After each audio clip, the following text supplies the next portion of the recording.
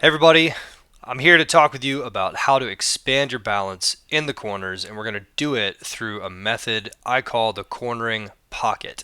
And this is a companion video for the other how-to videos that I've made on how to corner. So if you haven't seen those yet, watch this one first, then go over to the link that I'm going to share at the bottom of the description after this.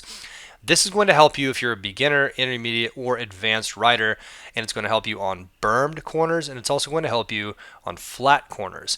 And what's great about this is that this is going to help you whether you like doing flat foot, outside foot down, feet flat, a combination of the two, twisty, upside down, whatever kind of cornering you like.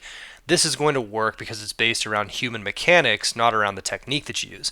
So my name is David Davidson. I'm the co-founder of Mountain Bike Academy, and the reason I'm making this video for you tonight is because I was riding bikes with my kids in the yard and they almost crashed, and I was like, ooh, I should probably talk about this with my people so that they don't get hurt, because my kids are going to bounce right back up, but you and me, we may not quite as quickly because we have mortgage brain and older bodies. So let's dive in and let's talk about the cornering pocket. So hopefully I've got the right. I don't. Look at that. All right. We're going to do it this way, and I hope you guys can see my screen. So the first thing is, what is the cornering pocket? The cornering pocket, it is, what it is, hang on 2 seconds. I think this is the one we want. Yeah. The cornering pocket is a term used to describe how much we can move on the bike and still be in balance and initiate movements with the bike. So whether you drop an outside foot or you keep your feet level like I'm demonstrating right here, this is the ability to rapidly change directions and control the motion of the bike, stay in complete balance so you can look like this. Rather than crash and burn, we want to lean and turn. That's good. That's going in the books right there. Hopefully I can remember it. So the first thing we want to talk about with the cornering pocket is this concept of getting low or dropping the torso. All right, so this is a pretty common technique talked about. If you go to a clinic, they're going to get you to do this. So watch the rider's body here. It's me. Watch me, my body. And when we watch the movement of the rider, you're going to see the first thing you want to do is drop the torso. Pretty common. Now, what most people will tell you why this is important is because they want you to have stability. I would argue that it has more of an impact on your ability to actually influence the bike and be the initiation of the move rather than stability. Stability is important, but as you can see from this video right here, I don't get my chest low at all. I intentionally filmed this so that I could talk about this with you guys. So watch this. I didn't drop my torso. I kept it really nice and tall, and I dropped the outside foot, which requires more athleticism, and I just held on. Did just fine. Look at that. Okay, that's a flat turn. There's no berm to catch me, and the purpose of me showing you this is that what I'm doing here is I'm right on the edge of the cornering pocket. So if what we do is we think about the the cornering pocket like a pocket. Imagine the back of your jeans. You've got a pocket that's shaped like this. If something's inside your pocket, like if your glasses are inside your pocket and they're going like this while you're running side to side, they're not going anywhere. If they're in pocket, these are staying inside of your pants, in your pocket. However, if you take these glasses out and you maybe hook them in the pocket like this, and then you start running around, you're done. Sunglasses are gone forever. Never going to see those again. Hopefully they weren't given to you as a gift. So the pocket is where things are safe to move around and they still won't fall out. It's the same thing with cornering. So when we're cornering around a turn, such as this one, again, I'm very tall. I am tall, and I'm standing tall on the bike, and I've got my outside foot dropped, and I've weighted my outside foot completely, which means that my inside leg isn't doing anything. And if you watch any of my other videos, I talk about not doing this because most riders don't have the strength and the stability to stay inside of the cornering pocket.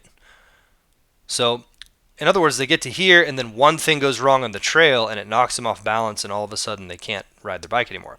So that's why when we get low, it helps us because it allows us to move and still stay in balance. So watch this move right here. I'm low and it allows me to lean the bike way over. This is my Santa Cruz Bronson. It's from like 2017, and the seat is so slack and it's such old geometry that I can't even get this thing to tuck in behind my knees. So the bike doesn't allow me to do perfect form at all whatsoever, and I'm still able to zip around the corner just fine, even though the bike's geometry is super outdated. So I'm not even able to lean the bike over as much as my instructor self should. But it doesn't matter because I'm inside of the cornering pocket. So again, I'm just making you guys run out of excuses here. So what's the real goal? You should be looking for how you can be inside the cornering pocket. And obviously the first thing you can do to get in the cornering pocket is to create more space for yourself to move. So watch this right here with the arms. Right there. If you can create more space for yourself to move, then you're inside the cornering pocket. So for example, here on this wall ride, when you're when you're literally passed sideways on a wall ride, which is super fun. One of the best feelings ever is to do this. I remember this. It's a good time. What I'm doing here is I'm absolutely you can see that my right knee here is pointed kind of down to the ground. Left knee is pointed down to the ground. Spine is pointed over here at this tree on the, I don't know if you guys can see that, right over here. And then my head's obviously looking down the trail. And, it's a 2004 Demo 8, so the geometry is teeny tiny. And I got these wide bars.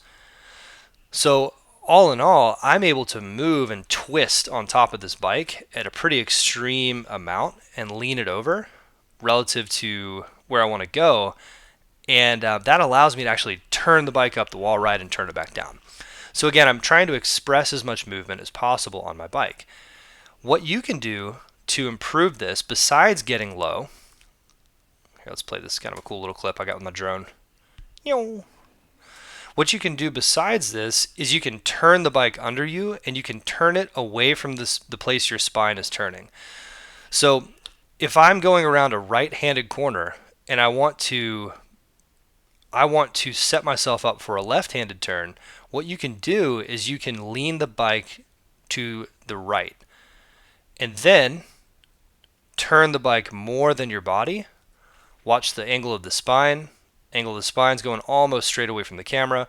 Angle of the bike is going off, I don't know, 5-10 degrees to the right. And so what this does is it allows me to initiate the turn left while getting the bike to move out to the right of my body, and I just fall into the turn. Can everyone see that? Okay?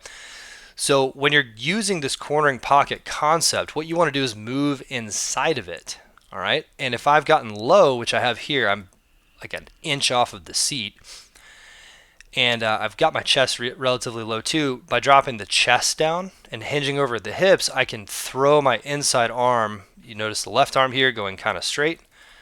I can throw that down into the left. And I could have even thrown it down more into the left if my seat wasn't so high. So this is what allows us to zip around those corners at full speed like this. All right.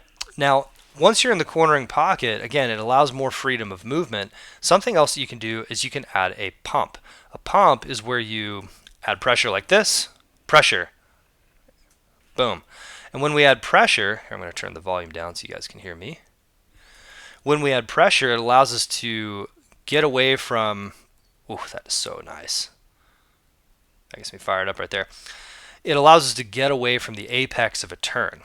Okay, so what I'm doing here is I'm looking right here, and in my mind I'm thinking I want to go here on the trail, and because I'm turning to the right, I need to push off of this point to go to here. So what do? I get low. That allows me to first push the bars down to tilt the bike ever so slightly. Second, it allows me to rotate my hips at a pretty wide angle directly to where I'm going. And then what I do is push. Boom. And while I push, I'm actually twisting my head to the left as the bike is going to the right. Man, that's fun. complete direction change. I love this. So what we're doing here again is I'm still in the cornering pocket. I'm in balance, but the bike is moving around me. Now that I'm ready to turn left, the bike has turned right, so all I have to do is angle the bars down as far as I can.